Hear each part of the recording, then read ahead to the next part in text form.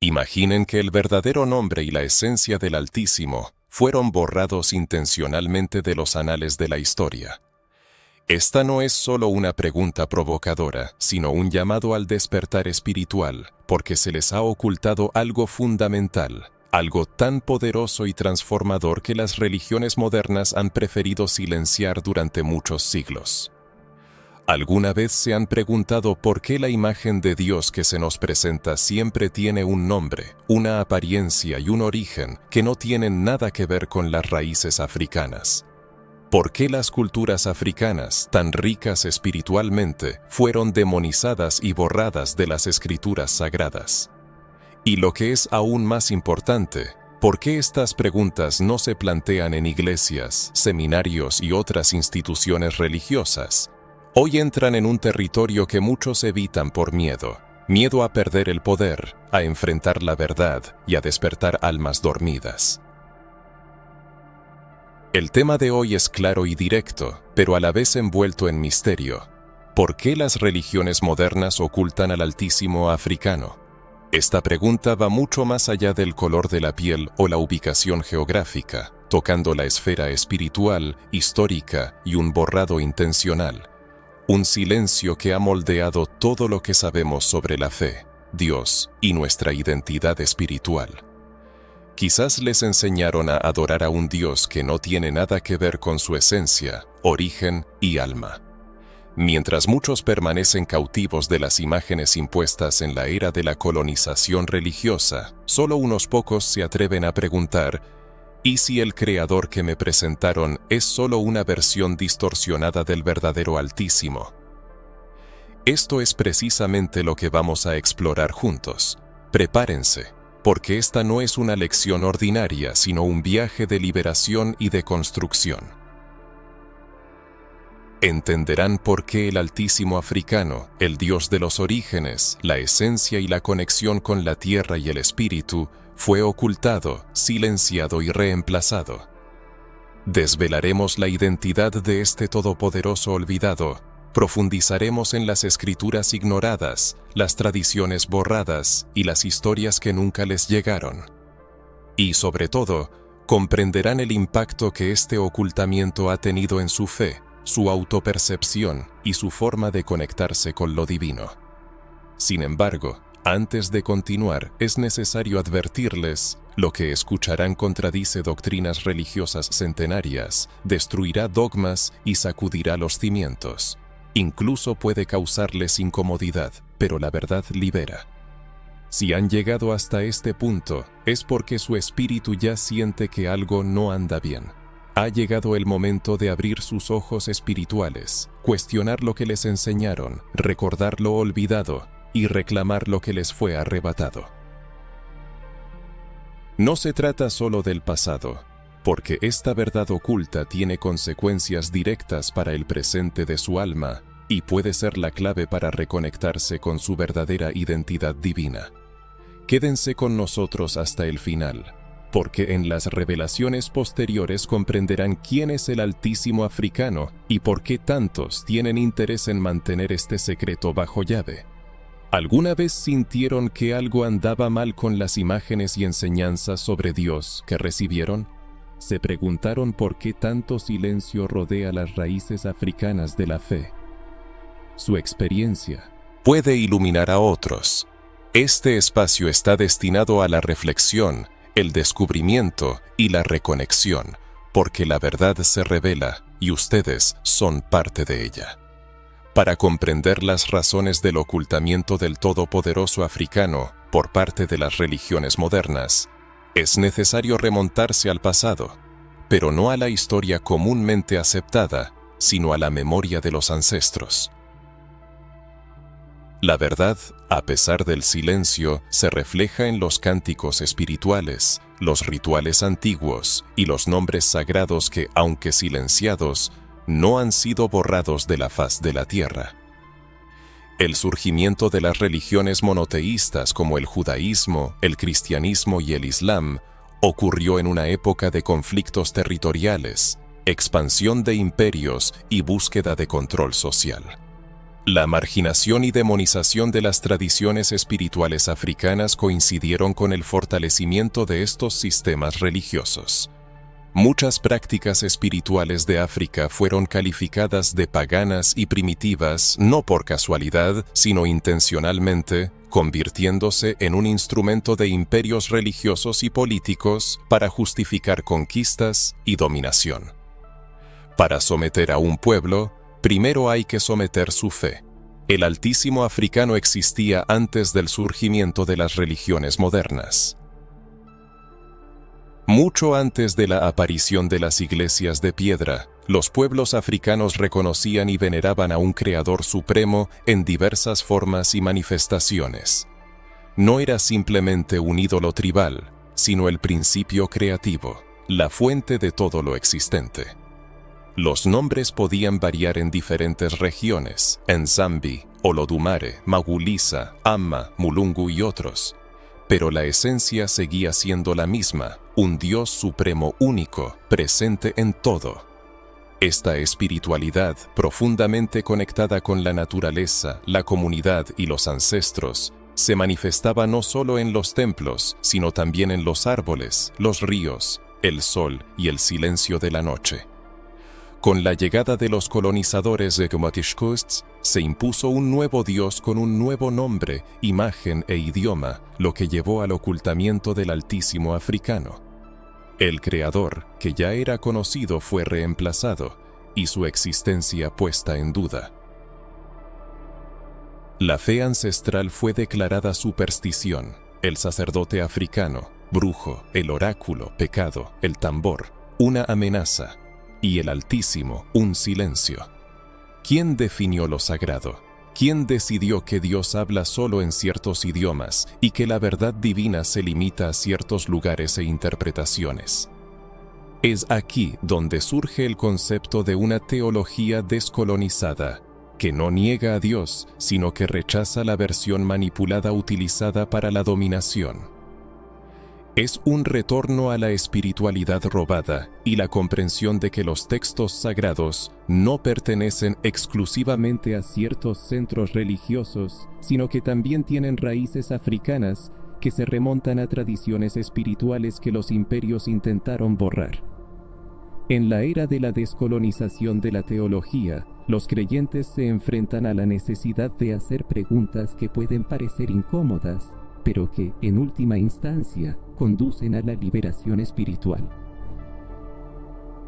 ¿Qué pasaría si figuras históricas como Moisés, José, los profetas y el propio Mesías se nos presentaran no como personas de piel blanca y ojos azules, sino como africanos con rasgos característicos?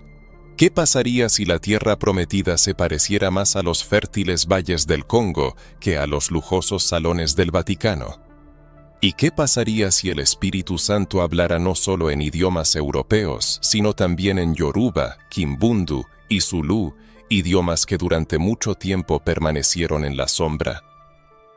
Esta pregunta no se refiere solo a la etnicidad. Se trata de reconocer que la espiritualidad no es un privilegio exclusivo de una sola cultura. El Altísimo africano fue silenciado intencionalmente para servir a los intereses de ciertos grupos. Un pueblo que es consciente de sus raíces divinas y reconoce al Creador en su historia se vuelve indomable. Se levanta para luchar, resiste y restaura su fe en su autenticidad.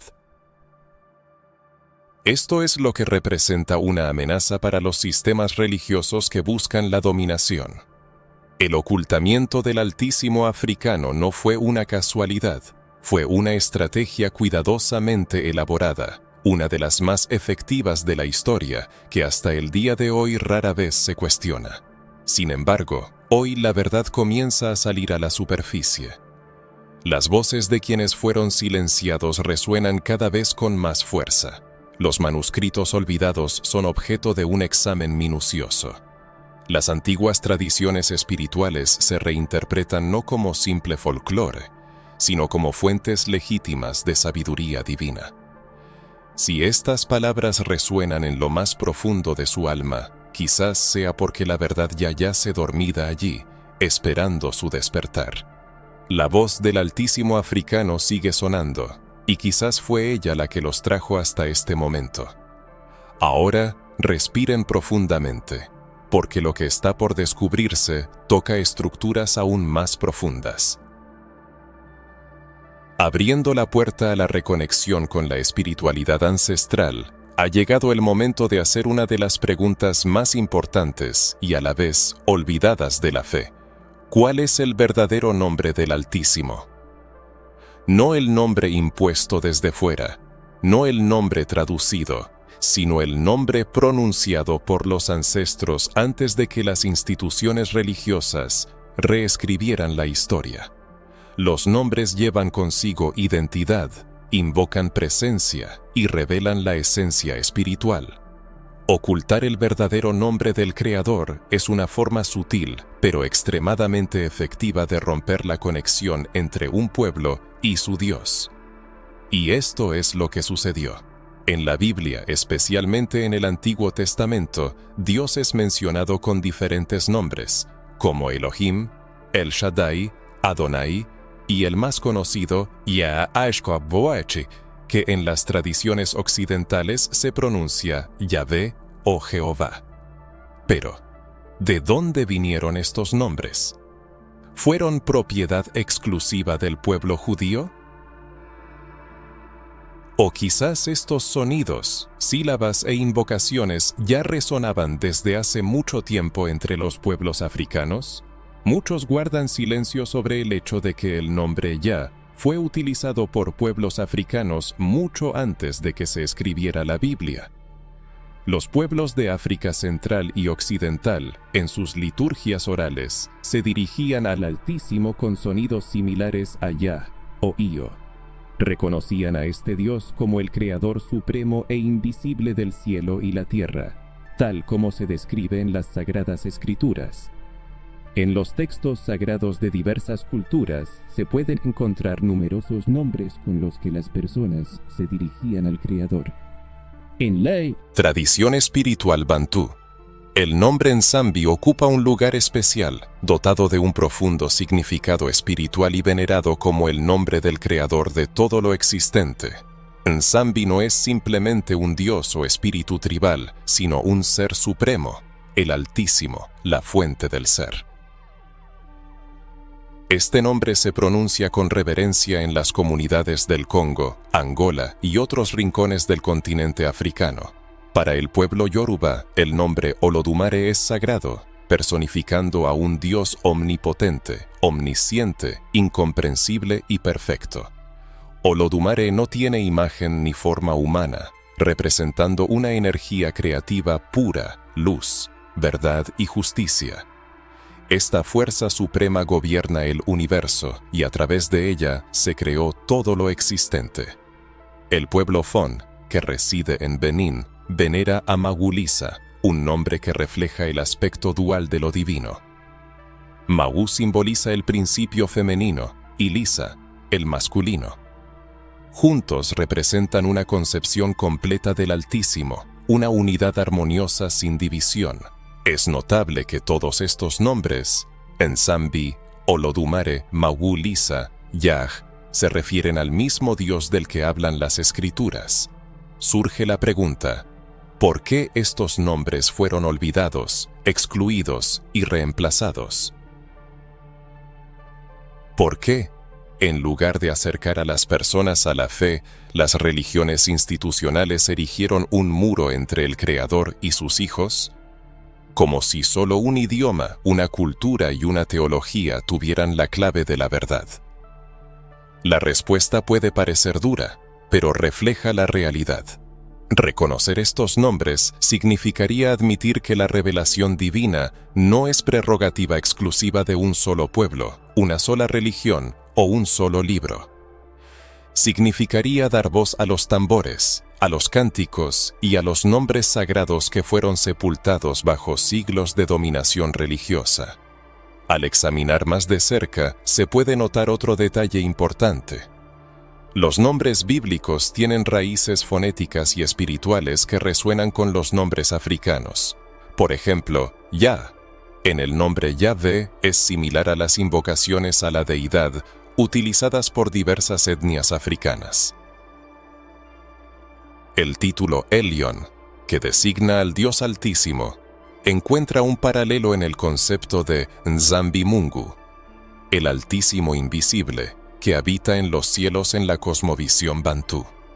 La teología moderna rara vez presta atención a estas conexiones, y si lo hace, es solo superficialmente, sin profundizar en su significado espiritual. Si la gente se da cuenta de que Dios habló con sus ancestros antes de la colonización, si comprenden que la Biblia no es una posesión europea, sino un libro con raíces africanas, mucho cambiará. El sistema de control religioso perderá su poder, y la gente volverá a buscar la verdad dentro de sí misma y en el legado de sus ancestros. En conclusión, vale la pena reflexionar sobre una pregunta personal: ¿cómo nombran a su Dios? ¿Ese nombre resuena con su historia? ¿Los acerca a su esencia espiritual o los aleja de ella? No hay nada de malo en usar nombres familiares. El problema surge cuando negamos o despreciamos los nombres antiguos, ancestrales, nombres que resonaban mucho antes de la colonización de la fe. Porque estos nombres poseen poder, son portales que guardan siglos de devoción, sabiduría y una profunda conexión con lo sagrado. Un nombre no es solo una palabra, es una invocación sagrada. El retorno del nombre original del Altísimo es la restauración de una parte perdida del alma, una conexión entre el Creador y la creación. Es una declaración consciente de la propia identidad, del conocimiento de los orígenes y de la comprensión de quién nos creó.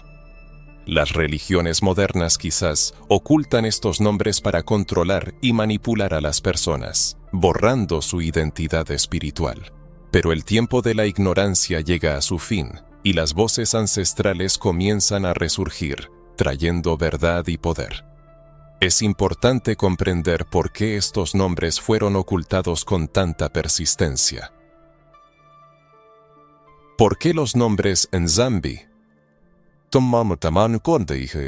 Olodumare, Magulisa no resuenan en los sermones de las iglesias y en los tratados teológicos? La respuesta radica en el poder. Una espiritualidad libre y arraigada en la conciencia es una fuerza poderosa que conecta a las personas con sus orígenes y propósito. Pero cuando la espiritualidad es dirigida por instituciones, se convierte en un instrumento de control. A lo largo de los siglos, la religión y el poder político han ido de la mano, utilizando la fe como herramienta para controlar a los pueblos, reescribir la historia y destruir culturas. El ocultamiento del Altísimo africano no fue solo una manifestación de racismo, sino parte de una estrategia teológica, social y geopolítica.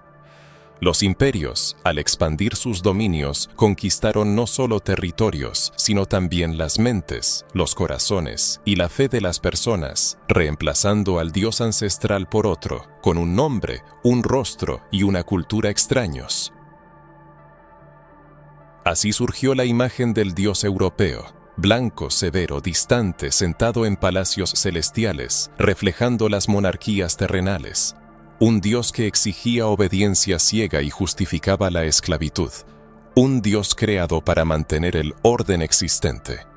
Este Dios, creado por los imperios, difiere radicalmente del Altísimo africano, cercano, presente, integrado en la vida cotidiana, celebrado en la música y en la comunión con la naturaleza. No es casualidad que este último fuera silenciado. La Iglesia institucionalizada reinterpretó las Escrituras durante siglos, reescribiendo narrativas enteras. Los concilios, las traducciones, la censura y las doctrinas se moldearon según los intereses de los poderosos. Muchos pasajes fueron eliminados, otros añadidos, y las cosmologías que se remontaban a las tradiciones africanas, semíticas y orientales fueron rechazadas. El legado espiritual africano sufrió un ataque masivo. Sus valores y tradiciones fueron sistemáticamente rechazados y desacreditados. Cultos milenarios fueron tildados implacablemente de idolatría y prácticas curativas ancestrales, transmitidas de generación en generación, declaradas brujería. Sistemas filosóficos enteros que florecieron en el antiguo Egipto y Aksum fueron reducidos a mitos y supersticiones. La tragedia fue que esta adoctrinación logró su objetivo. Los descendientes de grandes civilizaciones comenzaron a avergonzarse de sus raíces espirituales, creyendo en la inferioridad, la pecaminosidad e incluso la naturaleza demoníaca de todo lo que provenía de África. Se les inculcó que el verdadero Dios habitaba solo en Roma, hablaba latín y reconocía exclusivamente los dogmas de la Iglesia oficial. Este proceso destructivo arrancó a millones de almas de su suelo espiritual, dejando un vacío abismal que muchos sienten incluso dentro de los templos. La gente reza fervientemente, ayuna, alaba, pero les persigue la sensación de que falta algo vital, algo que no pueden expresar con palabras, pero que grita desesperadamente en su interior. Adoran solo un reflejo, no la esencia misma. Por eso, el regreso a las tradiciones ancestrales trae un alivio, una paz y un despertar tan profundos. Todo, finalmente, encaja, y la imagen del Altísimo vuelve a cobrar sentido. Lo sagrado deja de ser impuesto desde fuera y se convierte en una comunión viva, y la espiritualidad se transforma del miedo, la culpa y la penitencia al amor, la verdad y la libertad. Sin embargo, para recorrer este camino de regreso a uno mismo, se requiere un valor considerable, porque el sistema religioso dominante busca mantener a las personas alejadas de esta verdad, colgando etiquetas de herejía, sincretismo y apostasía. Pero si se escucha la voz del Espíritu, queda claro que la reconexión con la comprensión africana del Altísimo no niega a Dios, sino que por el contrario lo acerca como nunca antes. Se hace evidente que la eliminación intencional de las cosmologías africanas no fue una casualidad, sino una operación meticulosamente planificada y sistemática, destinada a erradicar una cosmovisión que no respondía a los intereses del poder. Una cosmovisión en la que lo sagrado no se limita a los templos, sino que impregna todo lo existente, el cuerpo, la tierra, el tiempo y la colectividad. La comprensión de este hecho es verdaderamente transformadora. En la visión espiritual africana, Dios no está lejano e inalcanzable, sino que está presente aquí y ahora, dentro de cada persona. Se manifiesta en el ritmo del tambor, en el aroma de la tierra húmeda, en el abrazo de un anciano y en el nacimiento de un niño. No necesita intermediarios en forma de jerarquías religiosas, porque Él mismo camina junto a las personas, comparte su dolor, llora y se regocija con ellas. Esta teología viva, respirante y auténtica fue silenciada para que el imperio pudiera prosperar, pero está regresando. Y si todavía están leyendo estas líneas, significa que algo dentro de ustedes también está despertando, algo que quizás ni siquiera puedan explicar, pero que late cada vez con más fuerza en su alma. Si esta verdad resuena en su corazón, entonces están comenzando a comprender cómo estas distorsiones fueron implantadas en su conciencia y cómo liberar su fe de su influencia opresiva. Habiendo comprendido cómo las manipulaciones religiosas se utilizaron para alienar a las personas de su espiritualidad ancestral, es necesario prestar atención al que quizás sea el golpe más insidioso y cruel, la transformación de la imagen del propio Dios. Sí, el aspecto del Altísimo fue alterado, presentado en tonos claros, estandarizado, y esto no fue solo un cambio estético. Fue un proyecto teológico de dominación, pues cambiar la apariencia de lo sagrado conlleva cambiar la identidad de quienes lo adoran. Nuestra percepción de Dios moldea nuestra autopercepción. Y si el Dios al que nos enseñaron a adorar tiene piel clara, rasgos faciales europeos, ojos azules y cabello lacio, una apariencia distinta a la nuestra, ¿Qué mensaje transmite esa imagen a nuestro subconsciente? El mensaje es simple pero devastador. Todo lo sagrado se parece a ellos, y todo lo que se parece a nosotros, no. La supremacía eurocéntrica no se limitó a distorsionar las narrativas espirituales. Creó una imagen simbólica para mantener esta teología pervertida. Durante siglos, Dios fue representado como un hombre blanco barbudo, sentado en un trono celestial, una imagen ausente en los textos sagrados originales, pero que se convirtió en la única posible en la mente de millones. Y esto no solo afectó a Dios, la figura de Jesús, los ángeles, los profetas, los santos, todos fueron transformados. La iconografía cristiana medieval y renacentista consolidó una estética divina basada en la blancura como símbolo de pureza, santidad y poder. Paralelamente, la piel oscura comenzó a asociarse con la ignorancia, el pecado y el mal. Esto no fue una casualidad, fue una doctrina visual, una psicología espiritual convertida en arma.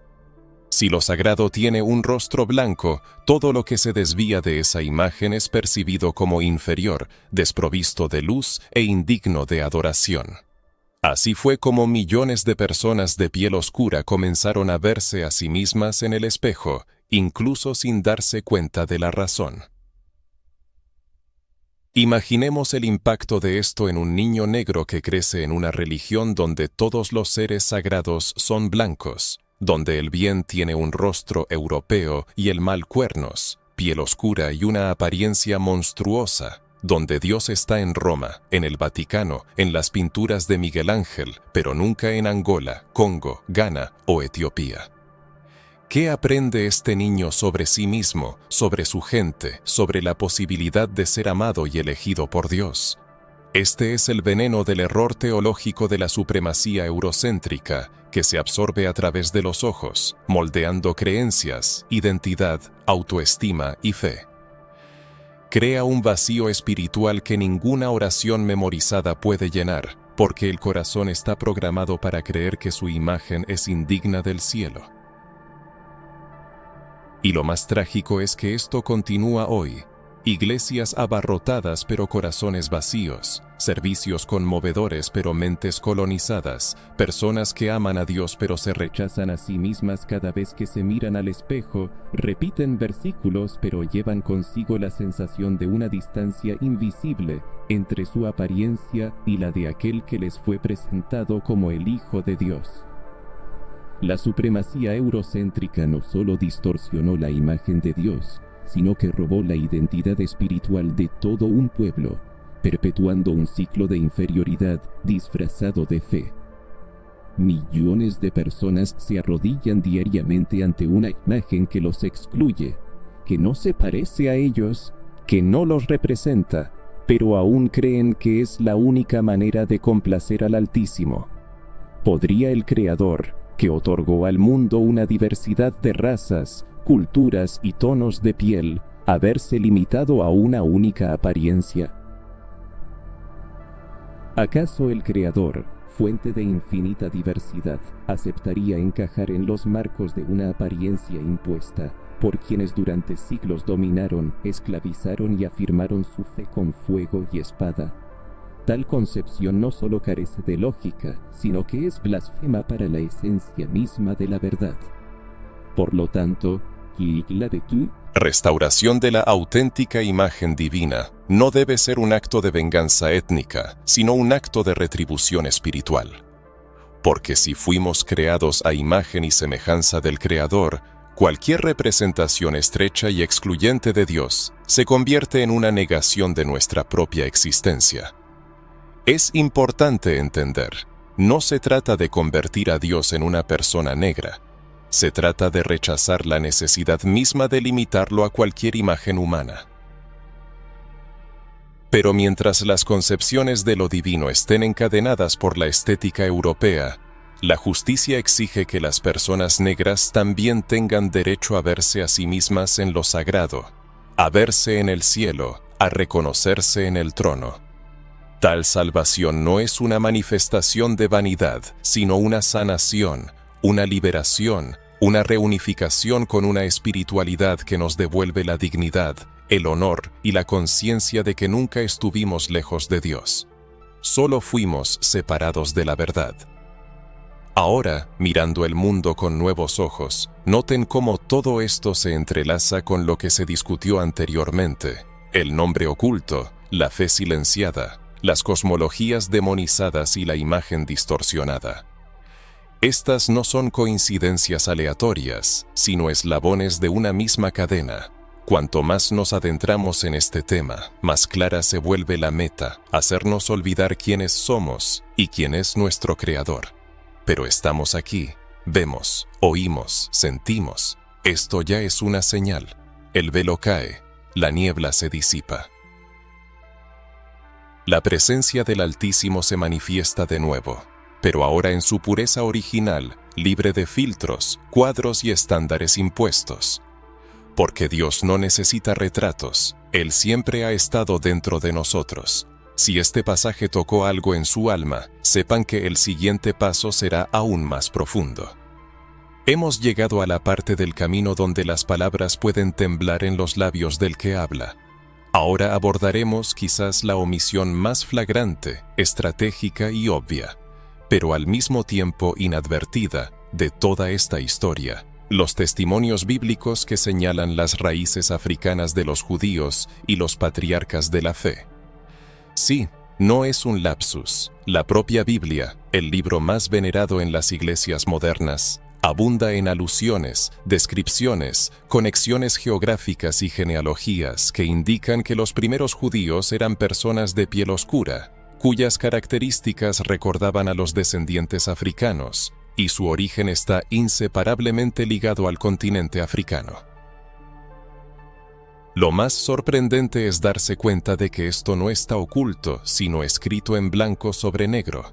Siempre estuvo ahí, pero fue ignorado, omitido, disfrazado bajo interpretaciones y traducciones convenientes. Por lo tanto, surge una pregunta legítima: ¿por qué no se habla de esto en las iglesias modernas? ¿Por qué, a lo largo de años de enseñanza, sermones, estudios teológicos y formación pastoral, casi nadie menciona los lazos entre los patriarcas de la fe y las tierras de Etiopía, Egipto, Cus y Canaán, ubicadas en el eje afroasiático?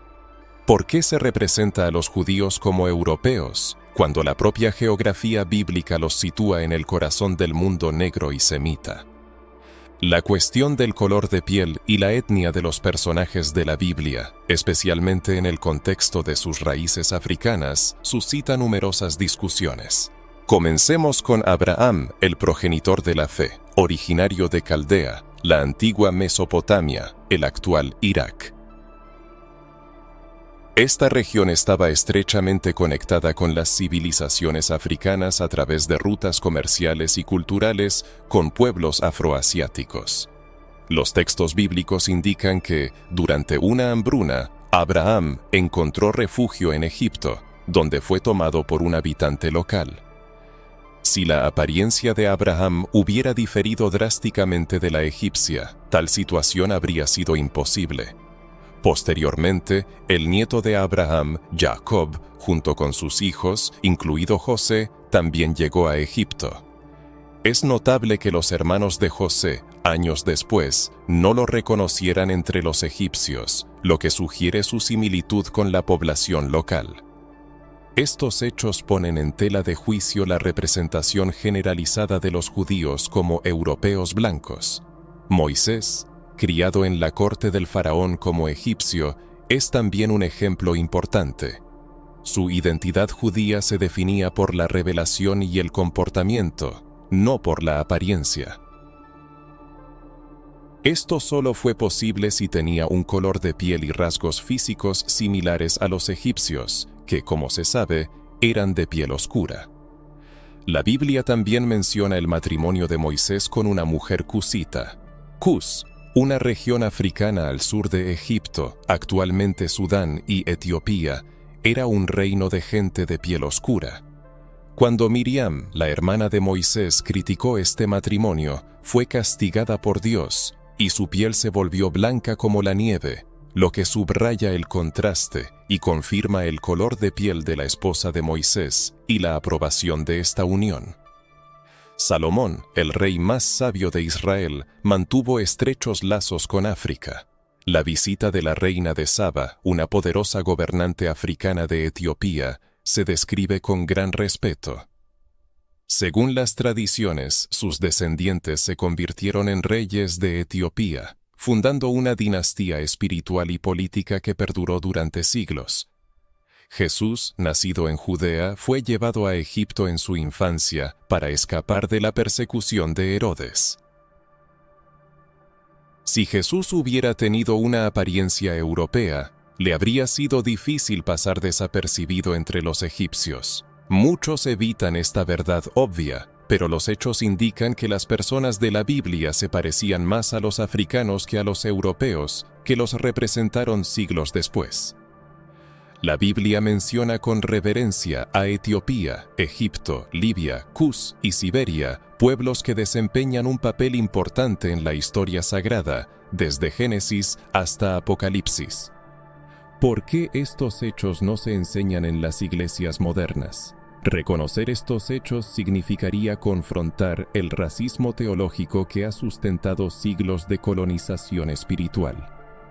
Requeriría admitir que los judíos originales eran de piel oscura, que en la genealogía de Cristo hay raíces afroasiáticas, y que el pueblo de Dios se parece más a los pueblos de África, Oriente Medio, el África subsahariana y las orillas del Nilo, que a las pinturas del Renacimiento europeo.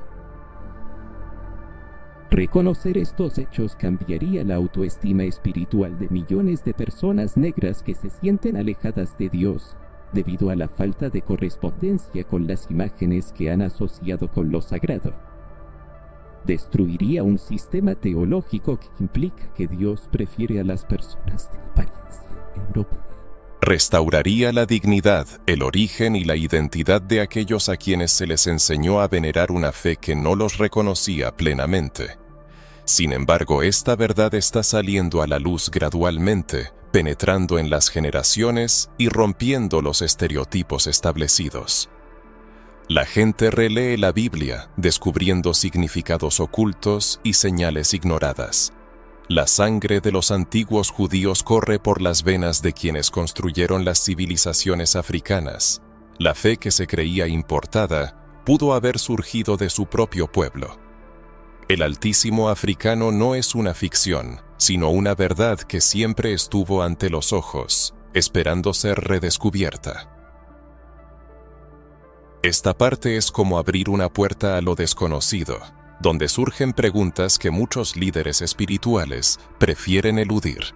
Nos obliga a reflexionar sobre lo que sucede cuando la verdad llama a las puertas de las instituciones religiosas establecidas. Hemos llegado a una encrucijada donde muchos prefieren detenerse, donde el silencio se vuelve más elocuente que cualquier sermón. El vacío entre líneas dice más que 1000 palabras. Si todo lo discutido anteriormente está registrado en textos sagrados, testimonios históricos y tradiciones vivas, ¿por qué las iglesias modernas evitan estos temas como si fueran una herejía prohibida? ¿Por qué pastores, sacerdotes y otros líderes espirituales que afirman estar impulsados por la verdad no abordan estas cuestiones? ¿Por qué es tan raro escuchar un sermón que declare abiertamente el origen de piel oscura de los primeros judíos, o que hable de Nambi, Olumare y Mabulise no como mitos, sino como manifestaciones sagradas del Altísimo? ¿Por qué no se reconoce que los pueblos africanos no solo aceptaron el cristianismo, sino que antes de eso conocían al Creador en sus propios idiomas, en sus propios ritmos y cosmologías? Este silencio no es simplemente una ausencia de información. Hoy, cualquiera que tenga acceso a la Biblia, posea perspicacia y deseo de investigar, puede notar que algo se esconde detrás de las doctrinas acumuladas durante siglos. El silencio es una estrategia para preservar un sistema que es consciente de que la restauración de la verdadera identidad del Altísimo conducirá a la destrucción del control religioso. Muchos líderes espirituales no temen la exposición de la mentira, sino el poder liberador de la verdad. La verdad que libera, destruye pedestales, desmantela jerarquías, cuestiona estructuras establecidas, devuelve el poder a las personas y obliga al clero a mirarse en el espejo y reconocer que gran parte de sus sermones no provienen de la revelación divina, sino de tradiciones humanas. La verdad exige una posición definida, sin dejar espacio para compromisos o ocultamientos detrás de interpretaciones convenientes.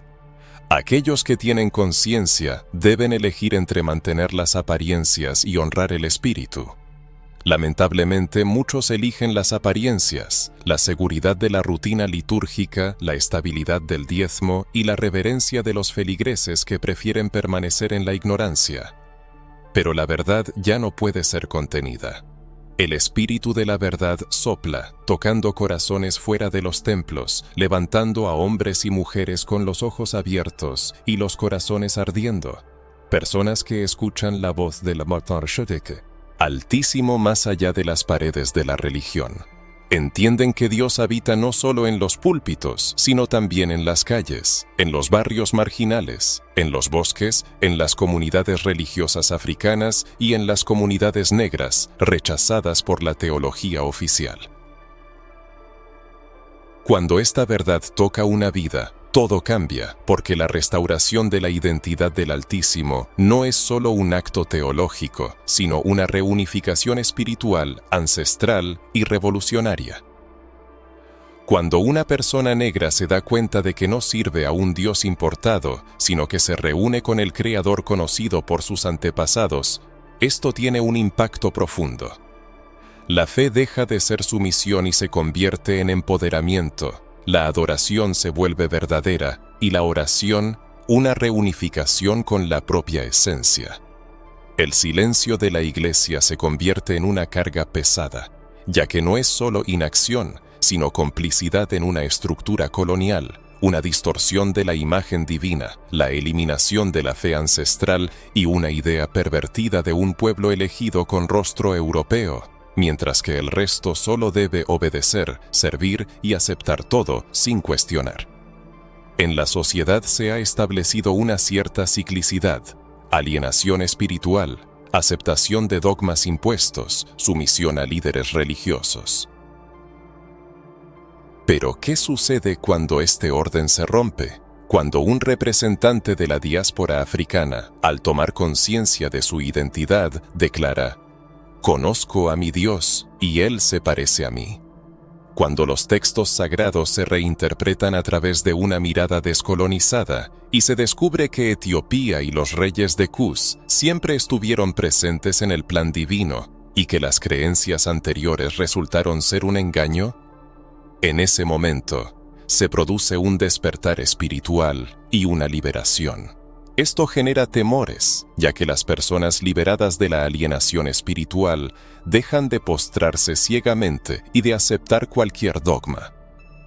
Ya no confían en líderes que predican con arrogancia, pero ocultan verdades importantes. Rechazan teologías que ignoran su dolor, su historia y su identidad. Es más, estas personas comienzan a iluminar a otros, encendiendo en sus mentes y corazones una fe viva y arraigada que no necesita la aprobación de la tradición, ya que es más antigua que ella. Esta fe emana de la esencia misma de la creación, de la memoria de los ancestros y de las revelaciones del Altísimo, cuya voz ha sido silenciada durante mucho tiempo. En este sentido, el silencio de las iglesias modernas se vuelve ensordecedor. Resuena en cada servicio donde se evitan estos temas, en cada escuela teológica que enseña dogmas eurocéntricos como verdades absolutas, en cada pastor que calla por miedo a perder su congregación, su posición y su influencia. Pero cuanto más fuerte es este silencio, más inestable se vuelve, porque el movimiento espiritual ya ha comenzado y no se detendrá. Si alguien siente esta revelación dentro de sí mismo, incluso sin poder explicarla completamente, ya es parte de este movimiento.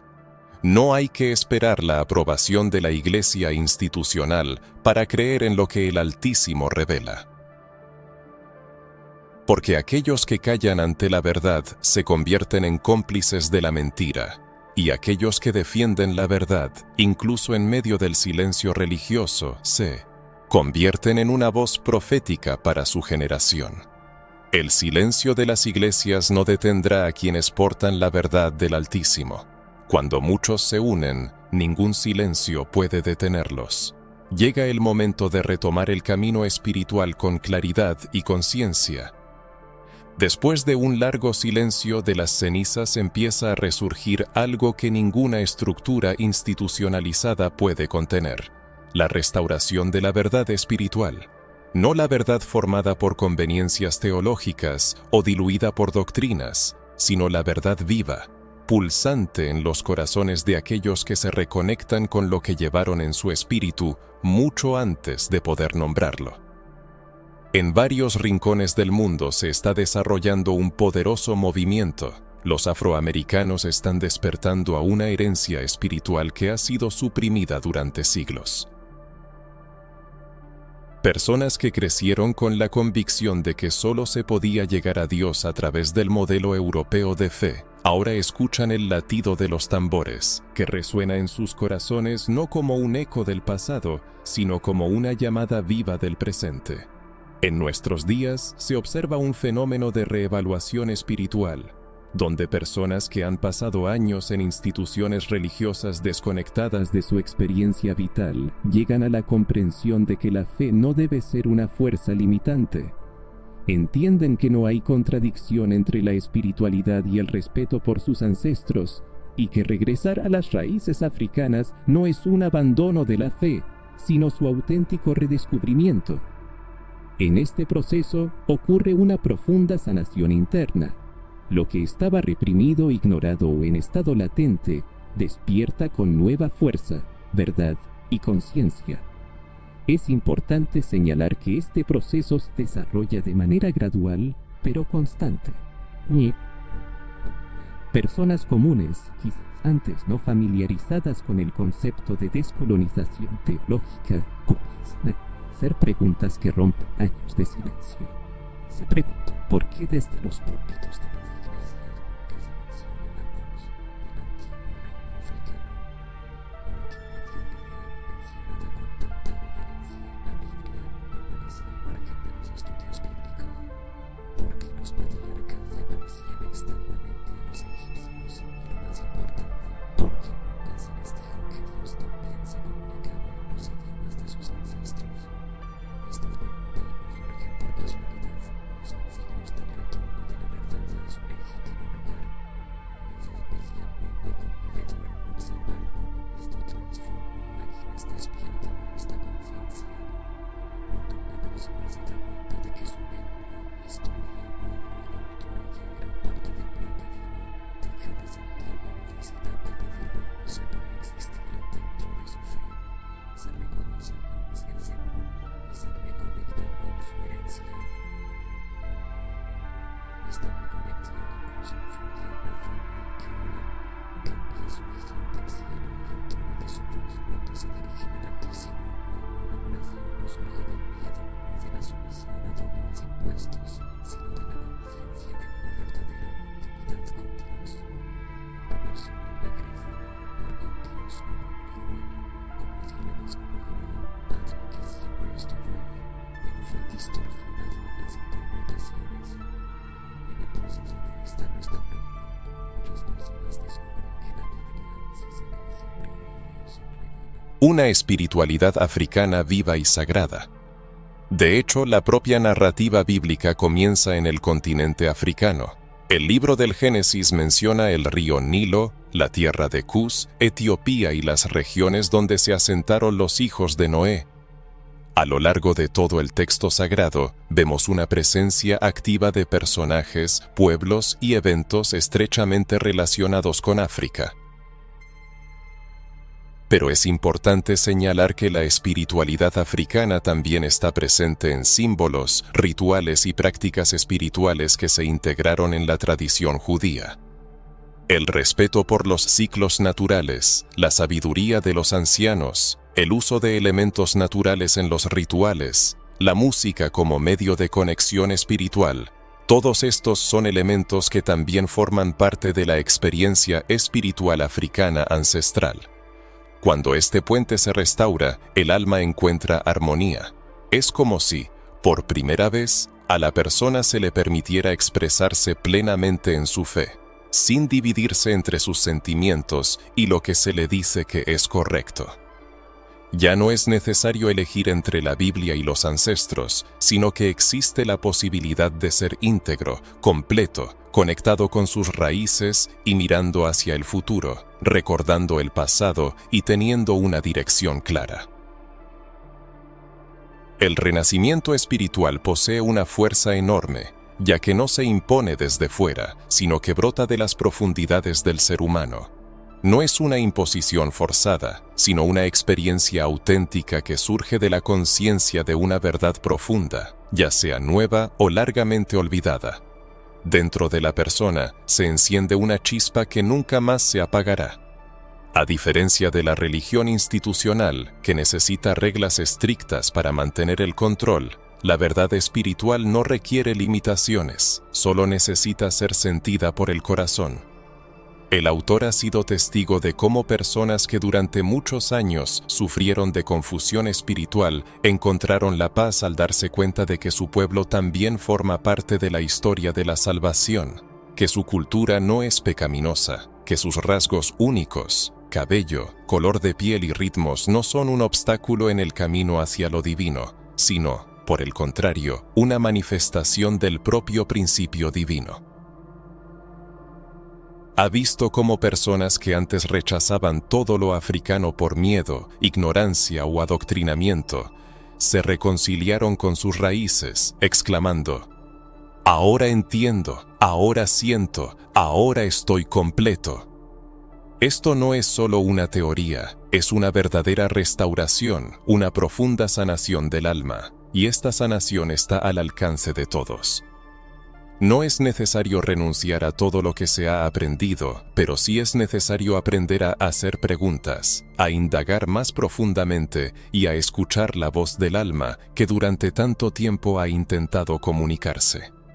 Si el lector ha llegado hasta este punto, no es una casualidad.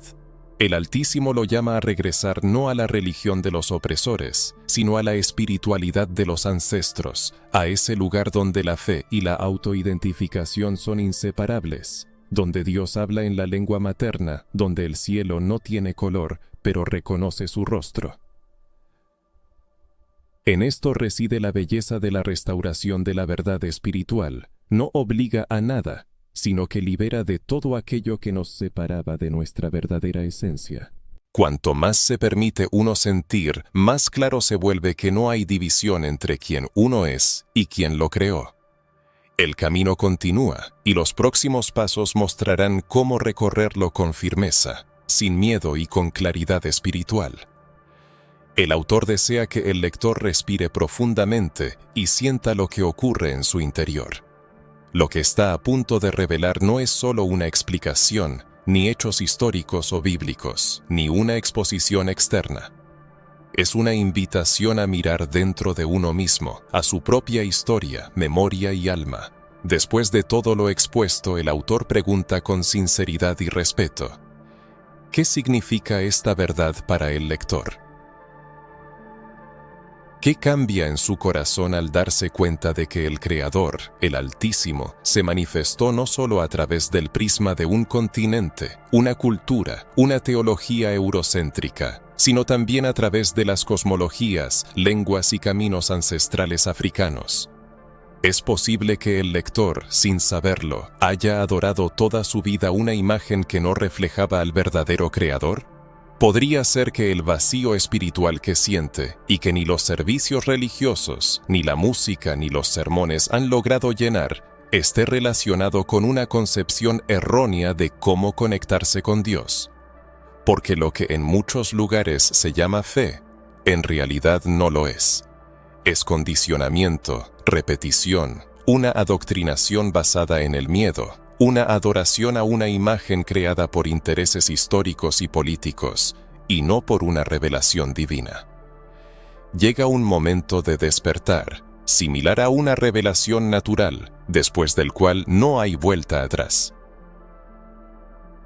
Uno empieza a darse cuenta de cómo, durante mucho tiempo, le impusieron una espiritualidad desprovista de identidad, un culto sin raíces sólidas, una fe que exigía renunciar a la propia esencia para ser aceptado. Esta fe demandaba ocultar su origen, rechazar los símbolos ancestrales y dudar de su legado, todo en nombre de un Dios que ni siquiera los reconocía plenamente. Y así, el Espíritu plantea una pregunta: ¿está usted dispuesto a seguir conformándose con un reflejo distorsionado, o anhela redescubrir la verdad del Altísimo, quien siempre estuvo presente, incluso cuando su nombre permanecía desconocido? El vacío que muchos sienten hoy, la fatiga del alma y la nostalgia que no encuentran resolución en ninguna religión, provienen de la ruptura entre la verdadera esencia de la persona y la imagen que se le ha prescrito adoptar en busca de aprobación divina. Y justo ahora, en el momento en que usted mira, escucha y siente, se produce un acercamiento, una reunificación espiritual con una verdad que el sistema ocultó, pero que el Espíritu revela inquebrantablemente. Quizás usted cree que siempre ha tenido fe, pero ¿tuvo alguna vez libertad espiritual? ¿Piensa que siempre oró con sinceridad, pero oró con conciencia? ¿Fue su adoración espontánea o formalizada?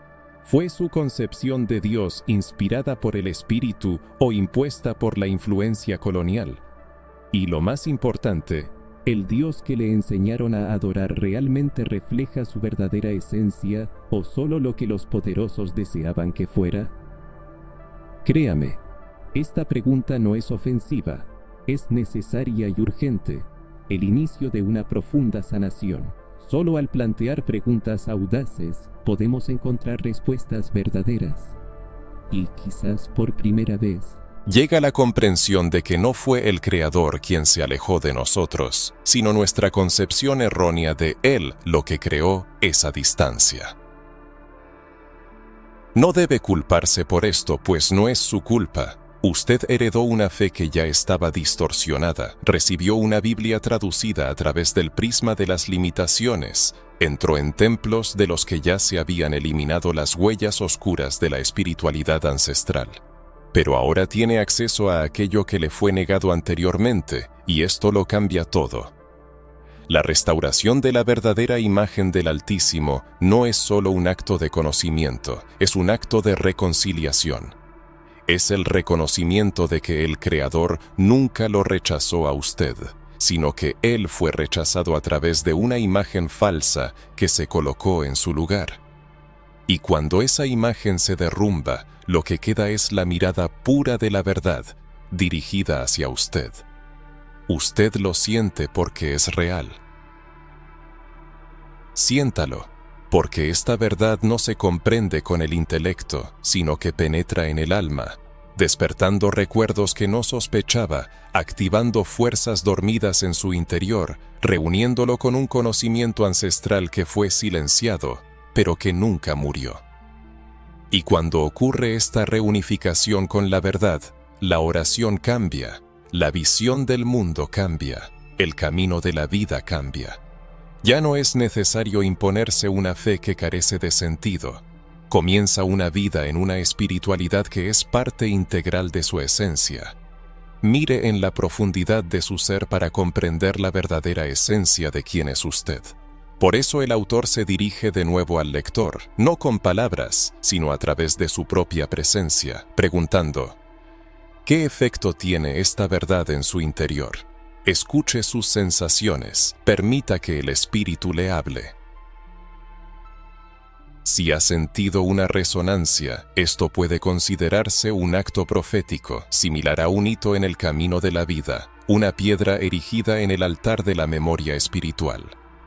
Una fe así ya no podrá ser manipulada. Este viaje es personal, pero al mismo tiempo colectivo, y cada resonancia puede servir como la confirmación necesaria para que otro despierte. Ahora debe prepararse, porque el siguiente paso consiste en comprender cómo seguir esta verdad sin miedo, culpa ni remordimientos. Si ha llegado a este punto, significa que el mensaje ha tocado su alma, y esto ya dice mucho sobre su esencia y sobre lo que el Altísimo está obrando en su vida.